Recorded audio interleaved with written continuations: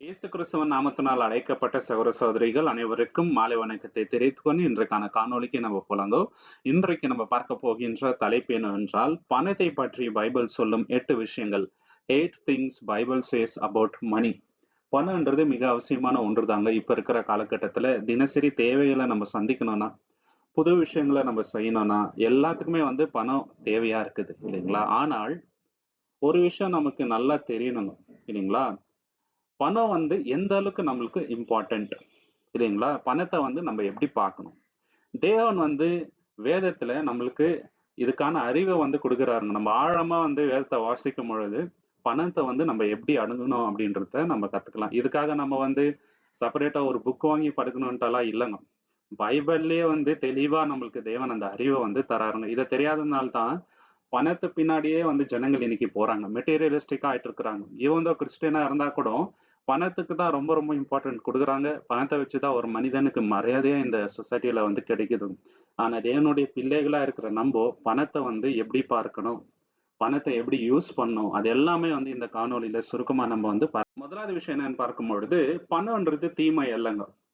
பணத்தின் மேல நம்ம வைக்கின்ற அன்பு தான் தீமை. ஏன்னா மனிதர்களை தான் நம்ம அன்பு கூற வேண்டும். மாறாக பணத்தின் மேல நம்ம அன்பு வைத்தோம்னு வச்சுங்களேன், அது ரொம்ப ரொம்ப தீமையான விஷயம். எல்லா பாவத்துக்கும் அது வேற ஆயிடுதுங்க. அதனால இந்த விஷயத்துல நம்ம ரொம்ப ரொம்ப எச்சரிக்கையா இருக்கணும். 1 தீமோத்தேயு 6ஆம் அதிகாரம் 10வது வசனத்துல, 1 Timothy chapter 6:10ல பண ஆசை எல்லா தீமைக்கும் வேறாயிருக்கிறது. பாத்தீங்களா? Love of money is the root of all evil. இன்னைக்கு அந்த பணத்தினாலதான் ஜனங்க என்ன பண்றாங்க? எல்லா தீமையான வழியிலும் போய் பணத்தை சம்பாதிக்க பாக்குறாங்க. சீட்டிங் பண்றது இல்லைங்களா? இன்னும் ஏராளமான விஷயங்கள் நம்ம பார்க்கலாம். ஏன் ஜனங்களுக்கு பதவி போதை ஜாஸ்தின்னு பாத்தீங்கன்னாக்கா, பணம் சம்பாதிக்கணும் இல்லைங்களா? பணம் பணம் பணம்ன்ற அந்த ஒரு ஆசை. இதனால என்ன மாதிரி வந்தாலும் பரவாயில்ல பணம் நமக்கு அப்படின்ட்டு ராங் ரூட்ஸ்க்குள்ள போறாங்க. முக்கியமா விசுவாசிகள் கூட விசுவாசத்தை விட்டு நழுவி போறதுக்கு முக்கியமான காரணமே பணத்தாசை தான். சீட்டு பிடிக்கிறது இல்லைங்களா? வட்டிக்கு காசு கொடுக்கறது. வேதம் தெளிவா சொல்லுது, நம்ம வட்டிக்கெல்லாம் பணம் கொடுக்க கூடாது. ஆனாலும் நிறைய பேர் அதை ஒரு பிசினஸாவே பண்றாருங்க இல்லைங்களா? தேவனுடைய பிள்ளைகளா இருக்கிற நம்ம ரொம்ப ரொம்ப எச்சரிக்கையா இருக்கணுங்க. நம்ம தேவனை விட்டு தூரம் போற ஒரு கருவியா அந்த பணம் மாறிடக்கூடாது. சோ அதனால ரொம்ப ரொம்ப எச்சரிக்கையா இருக்கணும். மத்தேயு 6:24ல, மேத்யூ சாப்டர் 6:24, 2 எஜமான்களுக்கு ஊழியம் செய்ய ஒருவனாலும் கூடாது. ஒருவனை பகைத்து மற்றவனை சிநேகிப்பான், அல்லது ஒருவனை பற்றி கொண்டு மற்றவனை அசட்டை பண்ணுவான். தேவனுக்கும் உலக பொருட்களுக்கும் ஊழியம் செய்ய உங்களால கூடாது. பாத்தீங்களா? 2 பேரையும் நம்மளால திருப்திப்படுத்த முடியாது. ஒண்ணு தேவன் பின்னாடி நம்ம போலாம், இல்ல பணத்து பின்னாடி போலாங்க. ரெண்டுத்தையும் பேலன்ஸ் பண்ணணும்னு நம்ம நினைச்சோம்னு வச்சுங்களேன், நம்மள மாதிரி முட்டாள் யாருமே இருக்க முடியாது இல்லைங்களா? சோ தேவனை நம்ம முழுமையா அன்பு கொண்டு தான் வேதவசனம் நம்மளுக்கு கற்றுக் கொடுக்குது இல்லைங்களா? முழுமையான அன்பு, முழு இதயத்தோட நம்ம தேவனை லவ் பண்ணணும். சோ அந்த இதயத்துல லவ் ஆஃப் மணி இருந்துச்சுன்னு வச்சுங்களேன், தேவன் மேல முழுதான அன்பு நம்மளால செலுத்த முடியாதுங்க சகோதர சகோதரி. அவ்வளவு கொடூரமான விஷயம் இது. அதனாலதான் இதுக்கு ரொம்ப ரொம்ப எச்சரிக்கையா நம்ம இருக்கணுங்க. நமக்கு தெரியாம இருக்குங்க. நம்ம நினைச்சிட்டு இருப்போம் நம்ம கிட்ட அந்த பணத்தின் மேல அன்பு இல்லைன்ட்டு. ஆனா உள்ளுக்குள்ள ஒரு பக்கமா அது இருக்குங்க இல்லையா? சோ அதுல கூட ரொம்ப ரொம்ப எச்சரிக்கையா இருக்கணும். எபிரேயர் 13ஆம் அதிகாரம் 5வது வசனம், Hebrews chapter 13:5. நீங்கள் பண ஆசை இல்லாதவர்களாய் நடந்து உங்களுக்கு இருக்கிறவர்கள் போதும் என்று எண்ணுங்கள். நான் உன்னை விட்டு விலகுவதும் இல்லை, உன்னை கைவிடுவதும் இல்லை என்று அவர் சொல்லி இருக்கிறாரு. பாத்தீங்களா? பணத்தாசைக்கு நம்ம விலகி இருக்கணும். ஏன்னா தேவன் நம்ம கூட இருக்கிறேன்னு சொல்லிட்டாருங்க. தேவன் தான் நம்மளுடைய பாதுகாப்பு இல்லைங்களா? பணம் நமக்கு சேஃப்டி. நம்ம ஃபியூச்சர் பணம் இருக்கிறதுனால செக்யூர் ஆயிடுச்சு. நம்ம என்ன வேணாலும் பண்ணலாம் ஃபியூச்சர்ல அப்படின்ட்டு நினைச்சோன்னு வச்சுங்களேன், அதுவும் ஒரு முட்டாள்தனங்க. நம்ம என்ன நினைக்கணும்? தேவனுடைய பிள்ளைகளா இருக்கிற நம்ம தேவனை சார்ந்து இருக்கணும் இல்லைங்களா? தேவன் நம்ம கூட இருக்கும்போது ஃபியூச்சர் செக்யூர்டு. தேவன் எல்லாத்தையும் பார்த்துக்குவாரு. இன்னைக்கு நம்மள வழி நடத்தின தேவன் எப்போதுமே நம்ம கூட இருப்பார் அப்படின்ற அந்த எண்ணத்தோட நம்ம வாழ்ந்தாங்க சகோதர சகோதரி. இல்லைன்னா நம்ம கிட்ட கூட அந்த லவ் ஆஃப் மணி இருக்குதுன்னு அர்த்தமாயிடும். பிரசங்கி 5ஆம் அதிகாரம் 10வது வசனம், எக்லேசியாஸ்டிஸ் சாப்டர் 5:10. பணப்பிரியன் பணத்தினால் திருப்தி அடைவதில்லை. பாத்தீங்களா? பணப்பிரியனுக்கு எவ்வளவு பணம் கொடுத்தாலும் திருப்தி ஆகாதுங்க. ஏன்னா இன்னும் வேணும் இன்னும் வேணும்ன்ற எண்ணம் தான் வரும். அந்த எண்ணம் நம்ம கிட்ட இருக்குதா அப்படின்ட்டு யோசிச்சு பார்க்கணுங்க. ஒரு விஷயம் நம்ம நல்லா அண்டர்ஸ்டாண்ட் பண்ணிக்கணும். தேவன் நம்ம தேவைகளை சந்திக்கிறேன்னு சொல்லிட்டாரு. இப்ப நமக்கு வருகின்ற சம்பளத்தினாலே நம்மளுடைய தேவைகளை நம்மளால மீட் பண்ண முடியுது. ஃபேமிலியோட தேவைகளை மீட் பண்ண முடியுது. மத்தவங்களுக்கு ஹெல்ப் பண்ண முடியுது. சபையை ஊழியத்துக்கு தாங்க முடியுது அப்படின்ற நிலையில நம்ம இருக்கிறோம்னு வச்சுங்களேன். அது வந்து போதுமானதா இருக்குங்க நம்மளுக்கு. இல்ல இது எனக்கு போதுமானதா இருக்கல. அவர போல நான் சம்பாதிக்கணும். இன்னும் ஜாஸ்தி நான் சம்பாதிக்கணும். இன்னும் அதிகமா பணம் சேர்க்கணுன்ற எண்ணம் நம்மகிட்ட இருந்துச்சுனாக்கா, இனிமே அந்த லவ் ஆஃப் மனி இருக்குதுன்ட்டு அர்த்தங்க. இல்லைங்களா? ஸோ நம்ம வந்து பணத்தின் பின்னாடி ஓடக்கூடாது. இல்லைங்களா? உலகத்த பார்த்து ஓடக்கூடாதுங்க. மெட்டீரியலிஸ்டிக்கா வாழக்கூடாது. போதும் என்ற மனப்பான்மை ரொம்ப ரொம்ப இம்பார்ட்டன்ட். செல்வப்பிரியன் செல்வத்தினால் திருப்தி அடைவதில்லை. இதுவும் மாயை. இது மாயமான விஷயங்க. ஏன்னா இந்த செல்வத்த நம்ம செத்துட்ட பிறகு கூடவே தேவன் கிட்ட எடுத்துட்டு போ முடியாது. எதுதான் எடுத்துட்டு போவோம்னு பாத்தீங்கன்னாக்கா, நற்கிரியைகள். தேவனுக்காக என்ன செஞ்சோம்? அதுதான் வந்து நம் பின்ன செல்ல போகுதுங்க சகோதர சகோதரி. 2 தீமோத்தேயு 3ஆம் அதிகாரம் 2வது வசனம். 2 தீமோத்தேயு சாப்டர் 3 வெர்ஸ் 2. எப்படி எனில், மனுஷர்கள் தற்பிரியராயும், பணப்பிரியராயும் கடைசி காலத்துல ஜனங்க எப்படி ஆயிடுவாங்க? அப்படின்றதுதான் இங்க அவர் சொல்றாருங்க. ஒரு லிஸ்டே கொடுக்குறாருங்க. எப்படி இருப்பாங்கன்னாக்கா, லவர்ஸ் ஆஃப் செல்ஃப், அப்புறம் வந்து லவர்ஸ் ஆஃப் மணி. கடைசி காலத்துல முக்கியமா சபையில கூட இப்படி ஆயிடுவாங்கன்னு தான் அப்போஸ்தலனாகிய பவுல் வந்து நம்மளை எச்சரிக்கிறாருங்க. இப்போ இந்த எண்ணம் நம்ம கிட்ட இருக்குதா அப்படின்ட்டு பார்க்கணும். இல்லைங்களா? தன்னைத்தானே வெறுக்கதான் வந்து தேவன் நம்மளை அழைத்திருக்கிறாருங்க. உலகத்தின் ஆசையை விட சொல்லி இருக்கிறாருங்க. இந்த எண்ணம் வைத்திருக்கிற மனிதர்கள் யாருமே வந்து பணத்தின் பின்னாடி போக மாட்டாங்க. இல்லைங்களா? போதும் என்ற மனப்பான்மையோட வாழ்வாருங்க. இப்ப கடைசி காலத்துல நீங்க பாத்தீங்கன்னாக்கா, உலக ஜனங்க ஒரு விதமா இருக்கும்போது நம்ம டிஃப்ரெண்டா இருக்கணும். அவங்களும் வந்து பணத்தின் மேல ஆசையா இருக்கிறாங்க. நம்மளும் வந்து பணத்தின் மேல ரொம்ப ஆசையா இருக்கிறோம் அப்படின்னு சொன்னோம்னாக்கா, இப்ப அவங்களுக்கும் நம்மளுக்கும் என்ன வித்தியாசம் இருக்குது? தெர் இஸ் நோ டிஃபரன்ஸ் இல்லைங்களா? சோ நம்மளுடைய லவ் ஃபுல்லாவே வந்து தேவன் மேல தான் இருக்கணுங்க. 2வது விஷயம் நம்ம பார்க்கும் பொழுது, நம்ம வந்து பணத்தின் மேலயோ, செல்வத்தின் மேலயோ நம்பிக்கை வைத்து வாழக்கூடாதுங்க. இல்லைங்களா? பேங்க் அக்கவுண்ட்ல இவ்வளவு நான் சேர்த்து வச்சிருக்கிறேன். இவ்வளவு சேர்த்து வச்சுட்டாக்கா என்னோட லைஃப் வந்து செக்யூர்டு. இன்னும் 20 இயர்ஸ்க்கு நான் வந்து சுகமா வாழலாம் அப்படின்னு நினைச்சா, அந்த மாதிரி ஒரு முட்டாள்தனம் எதுவும் கிடையாதுங்க. என்கிட்ட இவ்வளவு சொத்து இருக்குது, இத்தனை வீடு இருக்குது, இத்தனை கார் இருக்குது அப்படின்ட்டு அதன் மேல நம்பிக்கை வச்சா அதை விட முட்டாள்தனம் எதுவும் கிடையாது. ஏன்னா தேவன் தான் நம்மளுடைய சேஃப்டி. அதை தவிர வேற எந்த சேஃப்டியுமே இல்லைங்க. எனக்கு இவ்வளவு சேலரி வருது, இன்னும் ஒரு வருஷம் கழிச்சு இவ்வளவு சேலரி வரும், இவ்வளவு சேலரி வந்தா என்னோட லைஃப் செக்யூர்டு. நான் வந்து இன்சூரன்ஸ் பண்ணி வச்சிருக்கிறேன், நான் மறுத்திட்டால் இவ்வளோ இன்சூரன்ஸ் அமௌண்ட் வந்து என்னோட ஃபேமிலிக்கு வரும், அதனால அவங்க லைஃப் செக்யூர்டு நினைச்சா அதோட கொடூரமான விஷயம் எதுவுமே கிடையாது. தேவன் தான் நம்மளுடைய இன்சூரன்ஸ். ஓகேங்களா? நம்மளுடைய ட்ரஸ்ட் வந்து தேவன் மேலதான் முழுமையா இருக்கணுங்க சகோதர சகோதரி. இந்த உலகத்துல இருக்கிற சொத்துக்கள் மேல இருக்கக்கூடாது. நீதிமொழிகள் 11ஆம் அதிகாரம் 28, ப்ராப்ஸ் சாப்டர் 11:28. தன் ஐசுரத்தை நம்புகிறவன் விழுவான், நீதிமான்களோ துளிரை போல தழைப்பார்கள். பாத்தீங்களா? ஐஸ்வர்யத்துல யாரெல்லாம் நம்பிக்கை வைக்கிறாங்களோ அவங்க வந்து கண்டிப்பா விடுவாருங்க. ஏன்னா தேவன் சொல்லுகின்ற வாக்குங்க. சடுதியா அவங்களோட அழிவு வரும். வேதத்துல கூட நம்ம ஒரு எக்ஸாம்பிள் பாக்குறோம் இல்லைங்களா? ஒரு ஐஸ்வர்யன் இருக்கிறாரு, எல்லாத்தையும் சேர்த்து வச்சுட்டு இனிமேட் லைஃப் செக்யூர் நல்லா என்ஜாய் பண்ணலாம் லைஃப்ன்னும் போது தேவன் என்ன சொல்றாங்க? இன்றைக்கு ராத்திரி உன்னோட உயிரை நான் எடுத்துட்டா நீ என்ன பண்ணுவ அப்படின்னு சொல்லிட்டு.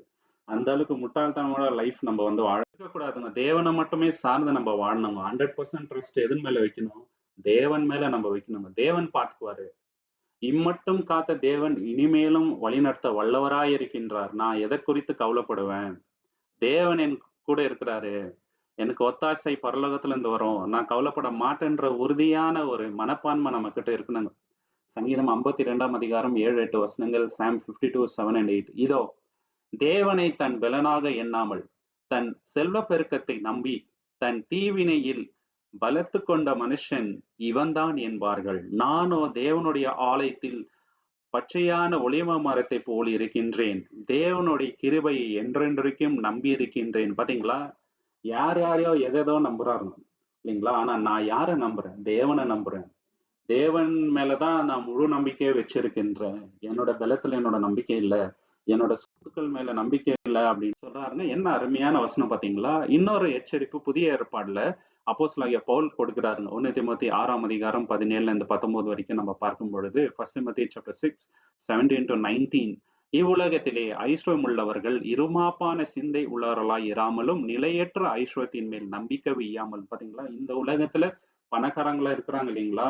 அவங்களுக்கு நீ போய் எச்சரிப்பு கொடுன்ட்டு தீமோத்தேயுக்கு சொல்றாருங்க. என்ன எச்சரிப்பு கொடுக்கணும்ன்றாருன்னா, நாம் அனுபவிக்கிறதற்கு சகலவித நன்மைகளையும் நமக்கு சம்பூர்ணமாய் கொடுக்கின்ற ஜீவனுள்ள தேவன் மேல் நம்பிக்கை வைக்கவும், நிலையற்ற ஐஸ்வர்யத்தின் மேல அவங்கள நம்பிக்கை வைக்காதபடிக்கு நீ எச்சரிப்பு கொடு.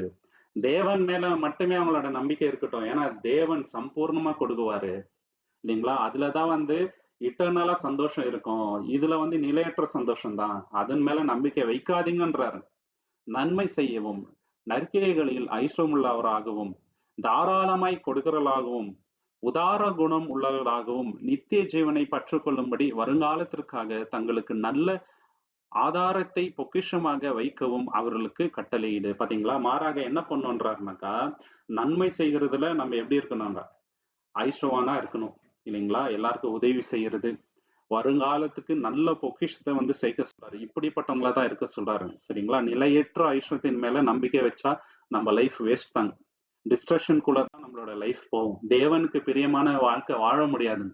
இல்லைங்களா? ஏன்னா மனசு ஃபுல்லா எதன் மேல இருக்கும்? நம்மளோட பொக்கிஷம் எங்கேயோ அங்கதான் நம்மளோட இதயம்னு சொல்லிட்டாரு. இதயம் ஃபுல்லா அங்க போயிடும்.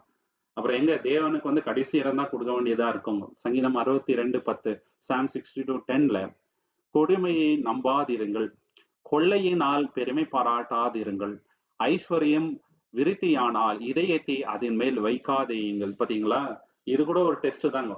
பணம் நம்ம லைஃப்ல அதிகம் ஆகும்போது நம்மளுடைய ஹார்ட் வந்து அதன் மேல இருக்கக்கூடாது. இது முக்கியமான டெஸ்ட் நம்ம லைஃப்ல. தேவன் வந்து பண விஷயத்துல நம்மள ஆசீர்வாதமா வைக்கிறாருனாக்கா நம்மள டெஸ்ட் பண்றாருன்னு அர்த்தங்க. அந்த பணத்தை வைத்து நம்ம என்ன செய்யறோம்? எத்தனை பேருக்கு ஹெல்ப் பண்றோம்? ஊழியத்தை தாங்குறோமா? இல்லைங்களா? மனசு ஃபுல்லா அதன் மேலேயே இருக்குதா அப்படின்ட்டு தேவன் பாக்குறாரு. இதுக்கு எல்லாமே நம்ம வந்து கணக்கு கொடுக்கணும் சகோதர சகோதரி. சாதாரணமான விஷயம் இல்ல. சோ நம்ம மனசு தேவன் மேல இருக்கணுங்க. பணத்தின் மேல இருக்கக்கூடாதுங்க சகோதர சகோதரி. யாக்கோபு 1 10:11, ஜேம்ஸ் சாப்டர் 1:10-11, ஐஸ்வர்வான் தான் தாழ்த்தப்பட்டதை குறித்து மேன்மை பாராட்ட கடவன், ஏனெனில் அவன் புல்லின் பூவை போல் ஒளிந்து போவான். பாத்தீங்களா? ரிச் பீப்புள் எதுல வந்து மேன்மை பாராட்டணும்னாக்கா, தேவன் வந்து அவங்கள தாழ்த்துனா அதுல வந்து அவங்க மேன்மை பாராட்டணும். ஏன்னா அவங்களோட லைஃப் எப்படின்னாக்கா, ஒரு புல்லை போல பூவை போல அப்படியே வந்து ஒளிந்து போவோன்றாரு. இல்லைங்களா? It's not eternal. கொஞ்ச காலம் தாங்க அவங்களோட என்ஜாய்மெண்ட், அவங்களோட சந்தோஷம், அவங்களோட மேன்மை எல்லாமே. அப்புறம் அழிஞ்சு போயிடும். அதனால அதுல மேன்மை பாராட்டுறதுக்கு ஒண்ணுமே இல்லைன்றாருங்க. மூணாவது விஷயம் நம்ம பார்க்கும்போது, தாராளமா மத்தவனுக்கு என்ன பண்ணுங்க? நம்ம உதவி செய்யணும். தேவன் பணத்தின் விஷயத்துல நம்ம ஆசீர்வாதம் கொடுத்தால் அதுல என்ன பாக்குறாருனாக்கா, எத்தனை பேருக்கு நம்ம ஹெல்ப் பண்றோம், ஊழியத்துக்காக எந்த விதத்துல நம்ம சப்போர்ட் பண்றோம், இதெல்லாமே வந்து தேவன் நம்ம பாக்குறாரு. வீக்கா இருக்கிறவங்க எத்தனை பேரை நம்ம வந்து சப்போர்ட் பண்ணி இருக்கிறோம். இல்லைங்களா? நம்ம சபையில கூட சில பேர்கிட்ட இருக்கும், சில பேர்கிட்ட இருக்காது. ஆனா இருக்கிறவங்க வந்து இல்லாதவங்களுக்கு கொடுத்து அந்த இடத்துல வந்து தாங்கணுங்க. இதெல்லாமே வந்து தேவன் பார்த்துட்டு இருக்கிறாங்க சகோதர சகோதரி. 2 கொரிந்தியர் 9:7, 2 கொரிந்தியன் சாப்டர் 9:7, அவனவன் விசனமாயும் அல்ல, கட்டாயமாயும் அல்ல, தன் மனதில் நியமித்தபடியே கொடுக்க கடவன். உற்சாகமாய் கொடுக்கிறவனிடத்தில் தேவன் பிரியமாய் இருக்கின்றார். யார் உற்சாகமா கொடுக்குறாங்களோ, காணிக்க மட்டும் இல்லைங்க, மத்தவங்களுக்கு உதவி செய்யற விஷயத்துல கூட சரி, தேவன் அவங்க மேல ரொம்ப ரொம்ப பிரியமா இருக்குவாருங்க. தேவனுக்கு பிரியமான ஒரு மனிதனா நம்ம வாழணும்னாக்கா, மத்தவங்களுக்கு கொடுக்குற விஷயத்துல நம்ம வந்து ஜெனரஸா இருக்கணும். இல்லைங்களா? அதுல மட்டும் நம்ம வந்து பின்தங்கி போகக்கூடாதுங்க. அப்போஸ்தலர் 20:35, ஆக்ட்ஸ் சாப்டர் 20:35, இப்படி பிரயாசப்பட்டு பலவீனரை தாங்கவும், வாங்குகிறதை பார்க்கிலும் கொடுக்கிறதே பாக்கியம் என்று கர்த்தராகிய இயேசு சொன்ன வார்த்தைகளை நினைக்கவும் வேண்டுமென்று எல்லா விதத்திலேயும் உங்களுக்கு காண்பித்தேன் என்றான். பாத்தீங்களா? அப்போஸ்தலனாகிய பவுல் என்ன சொல்றாருனாக்கா, இயேசு கிறிஸ்து ஒரு வார்த்தை சொல்லியிருக்கிறாருங்க. அது வந்து அந்த காஸ்பல்ஸ்ல சுவிசேஷத்துல ரெக்கார்ட் ஆகல. ஆனா அப்போஸ்தலனாகிய பவுல் சொல்றாரு, வாங்குகிறதை பார்க்கிலும் கொடுக்கிறது தான் என்னங்க ரொம்ப ரொம்ப ஆசீர்வாதம். அததான் செய்ய சொல்றாருங்க. பலவீனரை தாங்கணுங்க. தேவன் பார்த்துட்டே இருக்கிறாருங்க. வசனம் கூட என்ன சொல்லுது? கலாத்தியர் 6:10, கூடுமானால் எல்லோருக்கும் நன்மை செய்யுங்கள், விசேஷமாக விசுவாச வீட்டாருக்கும் அப்படின்ட்டு சொல்றாருங்க. சோ எல்லாருக்கும் நம்ம என்ன நன்மை செய்யணுங்க. நீதிமொழிகள் 11:25, ப்ராவெர்ப்ஸ் சாப்டர் 11:25, உதாரம் குணம் உள்ள ஆத்மா செழிக்கும், எவன் தண்ணீர் பாய்ச்சுகிறானோ அவனுக்கு தண்ணீர் பாய்ச்சப்படும். பாத்தீங்களா? யாரு வந்துரும் ஜெனரஸா மத்தவங்களுக்கு ஹெல்ப் பண்றாங்களோ அவங்களோட லைஃப் என்ன ஆகலாம்? செழிக்கும்ன்றாங்க. ஆசீர்வதிக்கப்பட்ட வாழ்க்கையா இருக்கும் அப்படின்றாருங்க. யார் வந்து மத்தவங்களுக்கு நீர் பாய்ச்சுறாங்களோ அவங்களுக்கும் நீர் வரும். நம்ம வந்து யாராவது ஒருத்தருக்கு ஏதோ ஒரு டைம்ல வந்து ஹெல்ப் பண்ணியிருக்கிறோம்னாக்கா நமக்கும் அந்த ஹெல்ப் வந்து ஏற்ற வேலையில தேவன் வந்து தருவாருங்க. இல்லைங்களா? நம்ம யாருக்குமே ஹெல்ப் பண்ணாம அப்படியே இருந்தோம்னு வச்சுங்களேன், நம்மளுக்கு மட்டும் எப்படி ஹெல்ப் வரும்? அதை நம்ம யோசிச்சு பார்க்கணும். இல்லைங்களா சகோதர சகோதரி? லூக்கா 6:38, லூக் சாப்டர் 6:38, கொடுங்கள் அப்பொழுது உங்களுக்கு கொடுக்கப்படும், அம்மிக்கு குலுக்கி சரிந்து விடும்படி நன்றாய் அளந்து உங்கள் மடியிலே போடுவார்கள், நீங்கள் எந்த அளவினால் அளக்கிறீர்களோ அந்த அளவினால் உங்களுக்கும் அளக்கப்படும் என்றார். பாத்தீங்களா? கொடுக்கிற விஷயத்துல நம்ம எப்படி மத்தவங்களுக்கு கொடுத்து ஹெல்ப் பண்றோமோ, அதே விதமாக தேவன் நம்மளுக்கும் கொடுப்பாருங்க. இம்மையில இல்லன்னா கூட மறுமையில 100 மடங்கா தேவன் நம்மள ஆசீர்வதிப்பார். இல்லைங்களா? அந்த எண்ணத்தோட நம்ம வந்து செய்யணுங்க. இதுல மட்டும் நம்ம வந்து குறையா போகக்கூடாதுங்க. சகோதர, சகோதரி நீதிமொழிகள் 19ஆம் அதிகாரம் 17வது வசனம், Proverbs chapter 19 verse 17. ஏழைக்கு இரங்குகிறவன் கர்த்தருக்கு கடன் கொடுக்கின்றான். பாத்தீங்களா? ஏழைக்கு நம்ம வந்து ஹெல்ப் பண்றோம். அது யாருக்கு ஹெல்ப் பண்றோங்க? கர்த்தருக்கு ஹெல்ப் பண்றோம் அப்படின்ட்டு வசனம் சொல்லுதுங்க. எவ்வளவு பெரிய வார்த்தை. நம்மளால கர்த்தருக்கு கடன் கொடுக்க முடியுமா? அந்த அளவுக்கு பலசாலிகளா நம்ப? அந்த அளவுக்கு ஐஸ்வரவானுங்களா? இல்லவே இல்லைங்க. இந்த உலகத்துல இருக்கிற எல்லாமே தேவனுக்கு சொந்தங்க. மேலே வானத்திலும் கீழே பூமியிலும் இன்க்ளூடிங் நம்ம கூடங்க எல்லாமே தேவனுக்கு சொந்தமானதுதான். இல்லைங்களா? நம்ம கிட்ட இருக்கிற எல்லா விஷயமும் தேவன் நம்மளுக்கு கொடுத்ததுதான். அதுதான் போய் நம்ம வந்து தரோம். இல்லைங்களா? தேவன் அப்படிதான் அதை பாக்குறாரு. இல்லையா? இயேசு கிறிஸ்து கூட மறுமையில என்ன சொல்றாருங்க? இந்த சிறியவர்களில் நீங்க என்ன பண்ணீங்களோ அதெல்லாம் அவங்களுக்கு நீங்க பண்ணல, எனக்கு பண்ணது அப்படின்றாருங்க. எவ்வளவு பெரிய ஆசீர்வாதம் பாத்தீங்களா? அந்த ஆசீர்வாதத்தை நம்ம எடுக்கக்கூடாதுங்க. 4வது விஷயம் நம்ம பார்க்கும்போது, நமக்கு வருகின்ற பணத்தை வந்து நம்ம ஞானத்தோட யூஸ் பண்ணணும். ஒரு நோக்கத்தோட யூஸ் பண்ணணும். ஏனோதானோன்ட்டு நம்ம யூஸ் பண்ணக்கூடாது. ஃபார் எக்ஸாம்பிள் நம்மளுக்கு இவ்வளவு சம்பளம் வருதுனாக்கா, அதுக்குள்ள பட்ஜெட் போட்டு நம்ம வந்து அதுக்கு ஏற்றபடி குடும்பம் நடத்தணும். சில பேர் என்ன பண்ணுவாங்கன்னு பாத்தீங்கன்னாக்கா, அவங்களுக்கு சம்பளம் இவ்வளவு வருதுனாக்கா, கமிட்மெண்ட்ஸ் எல்லாம் அதுக்கு மேலாக வைத்துக் கொள்வாங்க. அவங்க லைஃபே என்ன ஆயிடும்னாக்கா, இஎம்ஐ கட்டுறது, இல்லைங்களா? லோன் வச்சுக்கிறது, சீட்டு போடுறது, என்னென்னவோ பண்ணிட்டு என்ன பண்ணிடுவாங்கனாக்கா, லைஃபே வந்து ரொம்ப சாரோஃபுல்லா போயிடும். அப்படி நம்ம இருக்கக்கூடாது. இல்லைங்களா? ஸோ கடனுக்குள்ள நம்ம போகக்கூடாது. முடிஞ்ச அளவுக்கு அந்த பணத்தை வந்து ஞானமா நம்ம வந்து பயன்படுத்தணுங்க. நீதிமொழிகள் 3ஆம் அதிகாரம் 9வது வசனம், Proverbs chapter 3 verse 9. உன் பொருளாலும் உன் எல்லா விளைவின் முதல் பலனாலும் கர்த்தரை கனம் பண்ணு. பாத்தீங்களா? பொருளால என்ன பண்ணுங்க? கர்த்தரை கனம் பண்ணும். தேவன் நம்மளுக்கு கிடைக்குதுனாக்கா, அதுல ஒரு பங்கு நம்ம என்னங்க? தேவனுடைய ஊழியத்துக்கு நிச்சயமாக தரணுங்க. நம்ம ப்ராப்பரா ஃபைனான்ஸ வந்து பிளான் பண்ணணுங்க. நிச்சயமாக நம்ம வந்து ஃபைனான்ஸ் பிளானிங் கரெக்டா பண்ணோம்னு வச்சுங்களேன், நம்மள்கிட்ட எந்த ஒரு குறையும் இருக்காதுங்க. அதை மீறி நம்மளுடைய வரவுக்கு மீறின செலவுகளை வைக்கும் போதுதான் நம்மளோட லைஃப்ல நிறைய ப்ராப்ளம்ஸ் வருதுங்க. சகோதர சகோதரி, நிறைய பேர் வந்து கடன் அதற்காக தான் வாங்குறது. நீதிமொழிகள் 21ஆம் அதிகாரம் 20வது வசனம், Proverbs chapter 21 verse 20. வேண்டிய திரவியம் எண்ணெயும் ஞானவானுடைய வாசஸ்தலத்தில் உண்டு. ஞானவானோட வாசஸ்தலத்துல எந்த ஒரு குறையும் இருக்காதுங்க. என்னென்ன தேவையோ அது தேவன் கொடுத்துட்டே இருப்பாருங்க. நம்ம மட்டும் சும்மா இருந்தா கொடுப்பாருங்களா? கரெக்டான டைம்ல வேலைக்கு போகணுங்க. சில பேருக்கு வேலை கிடைக்குங்க, ஆனா சோம்பேறித்தனம் பட்டுட்டு போக மாட்டாருங்க. சரிங்களா? அந்த ஒரு இன்ட்ரெஸ்ட் நம்மளுக்கு இருக்கணுங்க. மூடனும் அதை செலவழித்து போடுகிறான். பாத்தீங்களா? கரெக்டான ஃபைனான்ஸ் பிளான் இல்லாதவங்க மாசம் சரியான விதத்துல சேவ் பண்ணாம எல்லாத்தையும் வந்து அழிச்சிடுவாங்க. லக்ஸூரியான லைஃப் லீட் பண்ணணும்னு நினைப்பாருங்க. மத்தவங்கள பார்த்து நம்மளும் அதே மாதிரி இருக்கணும்னு நினைப்பாங்க. அப்படியெல்லாம் நம்ம வந்து மெட்டீரியலிஸ்டிக்கா வாழ்ந்தோம்னு வச்சுங்களேன், கரெக்டான ஃபைனான்ஸ் வந்து பிளான் பண்ண முடியாதுங்க. நீதிமொழிகள் 13ஆம் அதிகாரம் 22வது வசனம், Proverbs chapter 13:22. நல்லவன் தன் பிள்ளைகளின் பிள்ளைகளுக்கு சுதந்திரம் வைத்து போகின்றான். பாத்தீங்களா? ஃபைனான்சியல் பிளானிங், தேவன் கொடுக்கின்ற அந்த பணத்தை ஞானமா நம்ம வந்து பயன்படுத்தணுமானால், அது வந்து நம்மளோட ஃபேமிலில இருக்கிற எல்லாருக்கும் பிரயோஜனமா இருக்கும். இல்லைங்களா? பிள்ளைகளுக்கு பிரயோஜனமா இருக்கும். சில பேர் வந்து அவங்க ஞானமா இருந்ததுனால இந்த பணத்தின் விஷயத்துல 3வது 4வது தலைமுறை வரைக்கும் அது யூஸ்ஃபுல்லா இருக்குங்க. அந்த மாதிரி வந்து வாழ்ந்து போனவங்களும் உண்டுங்க. அதனால நான் சொல்ல வர்றது என்னன்னு பாத்தீங்கன்னாக்கா, பணத்தை அதிகமா சேர்த்து வைக்கணும், ஃபியூச்சரை பத்தி அதிகமா திங்க் பண்ணணும்னு சொல்ல வரல.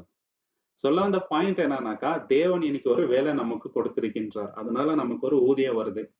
சரிங்களா? ஒரு இன்கம் வருதுனாக்கா, அந்த இன்கம் வந்து நம்ம ஞானமா பயன்படுத்தணும்னா, நம்ம ஃபியூச்சர்ல எந்த ஒரு ப்ராப்ளம் நமக்கு வராதுங்க.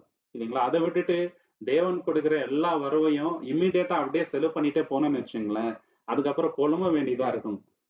தவறான விஷயங்களுக்குள்ள போக வேண்டியதா இருக்கும். அததான் வந்து நான் சொல்ல வந்தது. சரிங்களா? ஃபியூச்சரை பத்தி அதிகமா திங்க் பண்ணணும்ட்டு சொல்ல வரலங்க. தேவன் கொடுக்கின்ற அந்த ஆசீர்வாதத்தை கரெக்டா நம்ம ஞானமா பயன்படுத்தினாலே போதுங்க. நம்மளுக்கு ப்ராப்ளம் வராதுங்க. இதுதான் என்னுடைய கருத்துங்க இதுல. 5வது விஷயம் என்னன்னு பாத்தீங்கன்னாக்கா, நம்ம பேராசை, பொருளாசை இத 2த்தையும் வந்து தவிர்க்கணும். உலகமே அதன் பின்னாடி தான் போதும். இல்லைங்களா? நிறைய பேர் எதற்காக பொருட்கள் வாங்குறாங்க? மத்தவங்கள பாத்துங்க. அந்த பிரியர் பெர்சனால தான் வாங்குறாங்க. அவங்களுக்கு அது யூஸ்ஃபுல்லா இருக்குதா அப்படின்றது யோசிக்கிறது இல்லங்க. அவரு கார் வாங்கிட்டாரு, நான் ஏன் வாங்கக்கூடாது? இவங்க வீடு வாங்கிட்டாங்க, நான் ஏன் வாங்கக்கூடாது? நம்மளுக்கு அது யூஸ்ஃபுல்லா இருக்குமா? எந்த விதத்துல யூஸ்ஃபுல்லா இருக்கும்? நம்மளால வாங்க முடியுமா? அதெல்லாம் யோசிக்கிறது இல்லங்க. அவங்க பண்ணிட்டாங்க, நம்ம ஏன் பண்ணக்கூடாது? இது இப்படித்தான் வந்து உலகமே ஓடிட்டு இருக்குது. நம்ம அந்த மாதிரி எல்லாம் போகக்கூடாதுங்க. அந்த கிரீடு மனசுல வச்சுக்கவே கூடாது. லூக்கா 1ஆம் அதிகாரம் 15வது வசனம், Luke 12:15. பின்பு அவர் அவர்களை நோக்கி, பொருளாசையை குறித்து எச்சரிக்கையா இருங்கள். ஏனெனில் ஒருவனுக்கு எவ்வளவு திரளான ஆஸ்தி இருந்தாலும் அது அவனுக்கு ஜீவன் அல்ல என்றார். பாத்தீங்களா? திரளான ஆஸ்தி எவ்வளவோ சேர்க்கலாங்க இல்லைங்களா? அதனால நமக்கு ஜீவன் இருக்குதான்னு பாத்தீங்கன்னாக்கா நிச்சயமாக இல்லை. ஒரு விஷயம் நமக்கு தேவைனாக்கா தேவன் நிச்சயமாக கொடுப்பாருங்க. தேவனுடைய ராஜ்யத்தையும் நீதியும் நம்ம தேடணும்னு வச்சுங்களேன், எது தேவை அப்படின்றது தேவனுக்கு நிச்சயமாக தெரியும். அத நம்மளுக்கு அவர் கொடுக்காம இருக்கவே மாட்டார். அதை விட்டுட்டு எல்லாரையும் பார்த்துட்டு நம்ம வந்து ஆசைப்பட்டோம்னு வச்சுங்களேன், அது ரொம்ப தவறான விஷயம் சகோதர சகோதரி. மத்திய 6ஆம் அதிகாரம் 19-21, மேத்யூ சாப்டர் 6, 19-21. பூமியிலே உங்களுக்கு பொக்கிஷங்களை சேர்த்து வைக்க வேண்டாம். இங்கே பூச்சியும் துருவும் அவைகளை கெடுக்கும். இங்கே திருடர் கண்ணமிட்டு திருடுவார்கள். பரலோகத்திலே உங்கள் பொக்கிஷங்களை சேர்த்து வையுங்கள். இப்போ முக்கியமான கொஸ்டின் இதுதாங்க.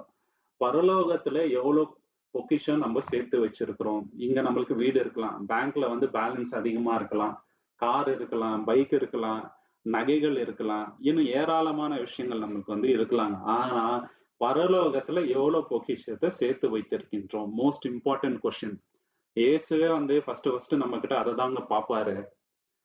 அதை விட்டுட்டு வேற எல்லா விஷயத்தையும் நம்ம வந்து பண்ணிட்டு இருந்தோம்னு வச்சுங்களேன், இருக்கிற லைஃப்ல வந்து 60 வயசு வரைக்கும் வந்து சொத்துக்கள் சம்பாதிக்கிறதுலயே நம்ம வந்து பயன்படுத்திட்டு அதுக்கப்புறம் தேவனுக்கு பின்னாடி வரலாம்னு யோசிக்கிறதுல எந்த ஒரு அர்த்தமும் கிடையாதுங்க சகோதர சகோதரி இல்லைங்களா? சோ பொக்கிஷம் பரலோகத்துல எவ்வளவு சேர்த்து வச்சிருக்கோம். 1 தீமோத்தேயு 6ஆம் அதிகாரம் 9-10 வசனங்கள். 1 தீமோத்தேயு சாப்டர் 6, 9 and 10. இங்க வந்து பணக்கார ஆகணும்னு விரும்புறவங்களோட லைஃப் எப்படி இருக்கும் அப்படின்றத கிளீனா எக்ஸ்பிளைன் பண்றாருங்க. இது எழுதி 2000 வருஷம் ஆயிடுச்சு. இன்னைக்கும் அது இது உண்மைங்க. ரொம்ப ரொம்ப ரேரு இந்த பணக்கார ஆகணும்ட்டு விரும்புறாங்க பாருங்க, அவங்க நேர்மையான வழியில பணம் சம்பாதிக்கிறது. இது வந்து நிதர்சனமான உண்மைங்க. பொய் சொல்லி மத்தவங்களை ஏமாத்தி லஞ்சம் கொடுத்து தான் மேல வர முடியும்.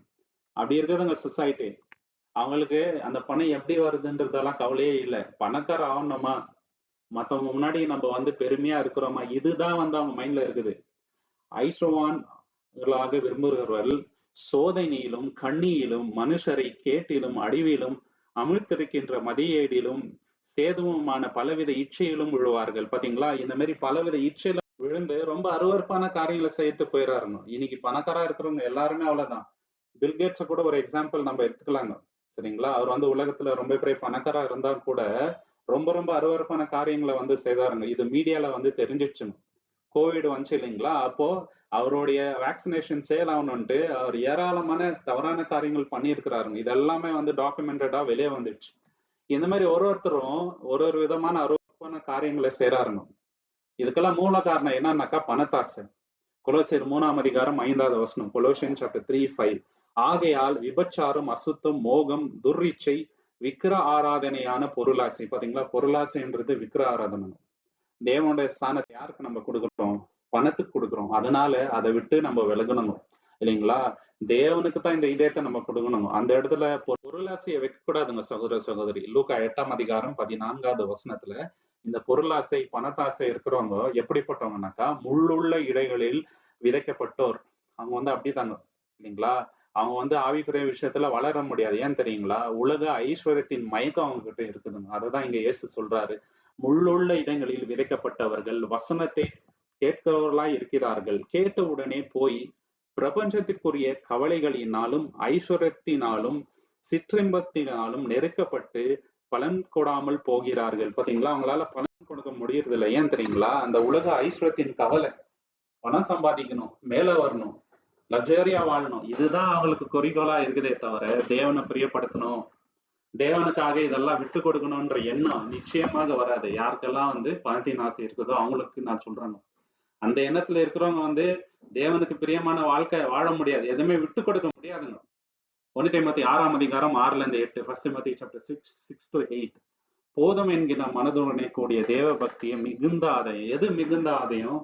போதும் என்ற மனப்பான்மை. போதும் போதும், இவ்வளவு சம்பளம் எனக்கு போதும், ஃபேமிலி மெயின்டைன் பண்ண முடியுது என்னால, இந்த ஒரு வீடு எனக்கு போதும், வீடு இல்லைன்னா கூட பரவாயில்ல, தேவன் என்ன ஆசீர்வாதமா தான் வைத்திருக்கிறாரு, போதும், தேவனோட சித்தத்துல இருந்தால் அவர் தரட்டும், அதன் பின்னாடி ஓடணும்ன்ற அவசியம் எனக்கு இல்லை, தேவன் நிச்சயமாக வழி நடத்துவார், தேவன் நல்லாதான் என்ன வந்து பாதுகாக்கின்றார் அப்படின்ற போதும் என்ற மனப்பான்மை இருக்கணுங்க சகோதர சகோதரி. சில பேர் 100 செட்டு ஷூ வாங்கி பாருங்க, நகைகள் ஏராளமா, பீரோ ஓபன் பண்ணா துணி அப்படியே கொட்டும் இல்லைங்களா? ஒரே ஒரு உடம்பு, அதுக்கு இவ்வளவு எதுக்கு வாங்கினாங்க? 10 வாட்ச் 20 வாட்ச் வாங்கிப்பாங்க இல்லைங்களா? 50 செட்டு ஷர்ட், 50 செட்டு பேண்ட், இன்னும் சொல்லிட்டே போலாங்க. ஒருத்தருக்கு இவ்வளோ. எதுக்கு? அந்த போதும் என்ற மனப்பான்மை இல்லைங்க. உலகத்தாரும் அப்படித்தான் இருக்கிறாங்க. நம்மளும் அப்படி இருந்தாக்கா, நம்மளுக்கு அவங்களுக்கு என்ன வித்தியாசம் இருக்குதுங்க சகோதர சகோதரி? அந்த போதும் என்ற மனப்பான்மை ரொம்ப ரொம்ப இம்பார்ட்டன்ட்ங்க. 6வது விஷயம் நம்ம பார்க்கும்போது, கடன் ரொம்ப ரொம்ப டேஞ்சரஸ், ஆபத்தான விஷயம். கடன் இல்லாத ஒரு வாழ்க்கை வாழணும்ட்டு நம்ம பிரயாசம். நீதிமொழிகள் 22ஆம் அதிகாரம் 7வது வசனம், Proverbs chapter 22 verse 7. ஐஸ்வர்யவான் தரித்திரனை ஆளுகிறான், கடன் வாங்கினவன் கடன் கொடுத்தவனுக்கு அடிமை. பாத்தீங்களா? எப்போ நம்ம மத்தவங்கள்ட்ட கடன் வாங்குறோமோ நம்ம அவங்களுக்கு அடிமை மாதிரி தான், இல்லைங்களா? இவந்தோ க்ளோஸா இருக்கிற சகோதரனா இருக்கட்டும், ஃப்ரெண்டா இருக்கட்டும், நம்ம கடன் வாங்கிட்டு அவங்களுக்கு திருப்பி தரலன்னு வச்சுங்களேன், அவங்க நம்மள கேவலமா தான் பார்ப்பாரு, இல்லைங்களா? நம்மளுடைய அந்த சுயமரியாதையே கெட்டு போயிடும். அதனால கடன் வாங்காம இருக்கிறது பெட்டர், இல்லைங்களா? சில பேர் கடன் வாங்கிட்டு டெலிபரேட்டா கொடுக்காம ஏமாத்துவாங்க, அப்படி கூட சில பேர் இருக்கிறாரு, இல்லைங்களா? ஆனா நம்ம அந்த கடன் வாங்கிட்டு அதனால அவதிப்படாம இருக்கிறது ரொம்ப ரொம்ப பெட்டருங்க. ரோமர் 13ஆம் அதிகாரம் 8வது வசனம், Romans chapter 13 verse 8.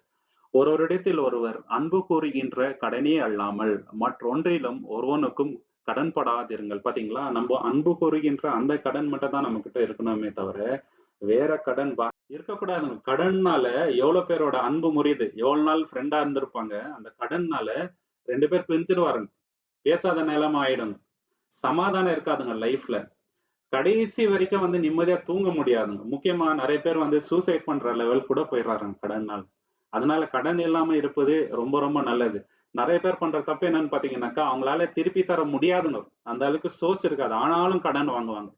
Life long வந்து கடன்லயே இருப்பாருங்க. ரொம்ப ரொம்ப தவறான விஷயம். 7வது விஷயம் நம்ம பார்க்கும்பொழுது, தேவன் நமக்கு கொடுக்கின்ற அந்த பணத்தினால நம்ம ஃபேமிலிய வந்து முதலாவது நம்ம கவனிக்கணும், இல்லைங்களா? சில பேர் பண்ணுகின்ற தவறு என்னன்னு பாத்தீங்கன்னா, நான் ஊழியம் பண்ண போறேன் அப்படின்னு சொல்லிட்டு ஃபேமிலியை கவனிக்க மாட்டாங்க சரியான விதத்துல. பசங்களை கவனிக்க மாட்டாங்க. மனைவி இருப்பாங்க, பிள்ளைகள் இருப்பாங்க, அவங்களெல்லாம் ஒரு பக்கம் விட்டுட்டு அப்பா அம்மாவை கூட கவனிக்காம ஊழியம் பண்ண போறேன்ட்டு போயிடுவாங்க. தேவன் அப்படி சொல்லுவாங்க, சரிங்களா? ஃபர்ஸ்ட் நம்ம கவனிக்கணுங்க. இது வந்து 1 தீமோத்தேயு 5ஆம் அதிகாரம் 8வது வசனத்துல நம்ம பார்க்கிறோம். ஃபர்ஸ்ட் தீமோத்தேயு சாப்டர் 5:8.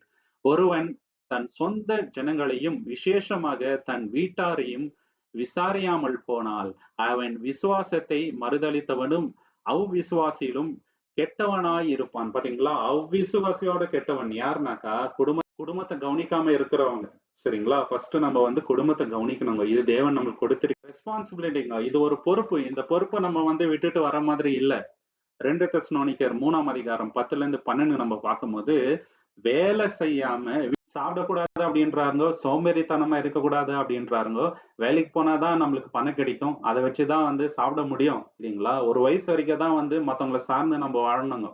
அதுக்கப்புறம் நிச்சயமாக எல்லோரும் வேலைக்கு போகணும், இல்லைங்களா? வேலைக்கு போகாம இன்னொருத்தரை சார்ந்து நம்ம வந்து வாழ. சகோதர சகோதரி, 8வது விஷயம் என்னன்னு பாத்தீங்கன்னாக்கா, பணம் எப்படி சம்பாதிக்கணும் அப்படின்னாக்கா, நேர்மையா சம்பாதிக்கணுங்க. 1000 வழி இருக்குது பணம் சம்பாதிக்கிறதுக்கு, கெட்ட வழி. ஆனா நம்ம நீதியின் வழியில பணத்தை இது ரொம்ப இம்பார்ட்டன்ட்ங்க. நீதிமொழிகள் 13ஆம் அதிகாரம் 11வது வசனம், Proverbs chapter 13 verse 11.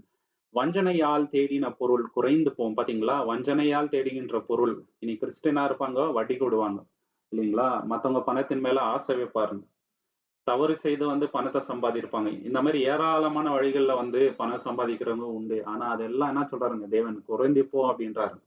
ஆனால் கஷ்டப்பட்டு யார் சம்பாதிக்கிறாங்களோ அவங்களுக்கு தான் அது வந்து விருத்தி அடையுங்க சகோதர சகோதரி. நீதிமொழிகள் 16ஆம் அதிகாரம் 8வது வசனம், Proverbs chapter 16 verse 8. அநியாயமாய் வந்த அதிக வருமானத்திலும் நியாயமாய் வந்த கொஞ்ச வருமானமே உத்தமம். பாத்தீங்களா? அநியாயமா ஏராளமான பணம் நம்ம சம்பாதிக்கலாங்க. ஆனா அதுல உத்தமம் இல்லைங்க. தேவனுக்கு அது அருவருப்பு.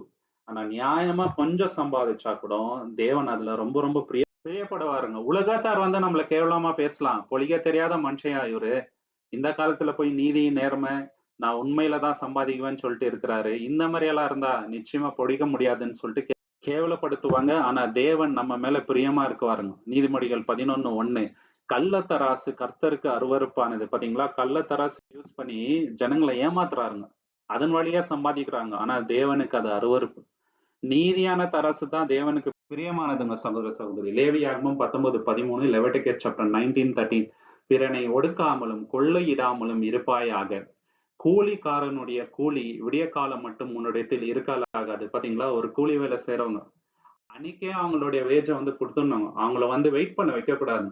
வேலை எல்லாம் நல்லா வாங்கி பாருங்க, கூலி தரத்து கூட அப்படியே லேட் பண்ணிடுவாங்க. காசு நல்லாவே இருக்குங்க அவங்கள்ட்ட, மனசே வராது. இது கூட ரொம்ப ரொம்ப தவறான விஷயம். தேவனுக்கு இதுக்கு எல்லாத்துக்குமே வந்து நம்ம வந்து கணக்கு கொடுக்க வேண்டியிருக்குங்க சகோதர சகோதரி. சோ இது எல்லாமுமே வேதத்துல தேவன் பணத்தை பற்றி சொல்லியிருக்கின்ற விஷயங்கள். தேவனிடத்துல போய் இன்னைக்கு நம்ம ஜெபம் செய்து, அவர் விரும்புகின்ற விதத்துல பணத்தை வந்து நம்ம பயன்படுத்தலாம். அவரோட நாமத்தை வந்து மகிமைப்படுத்தலாம். தேவனோட நாமத்துக்கு என்றென்றைக்குமே மகிமை உண்டாவதாக. உங்களுக்கு இந்த காணொளி பிடிச்சிருந்தா லைக் பண்ணுங்க, ஷேர் பண்ணுங்க, சப்ஸ்கிரைப் பண்ணுங்க. தேவன் தாமே இந்த வசனங்களை ஆசீர்வதிப்பாராக. நீங்கள் கொடுக்கின்ற எல்லா ஆதரவுக்கும் நன்றிங்க. Thank you so much. ஆமென்.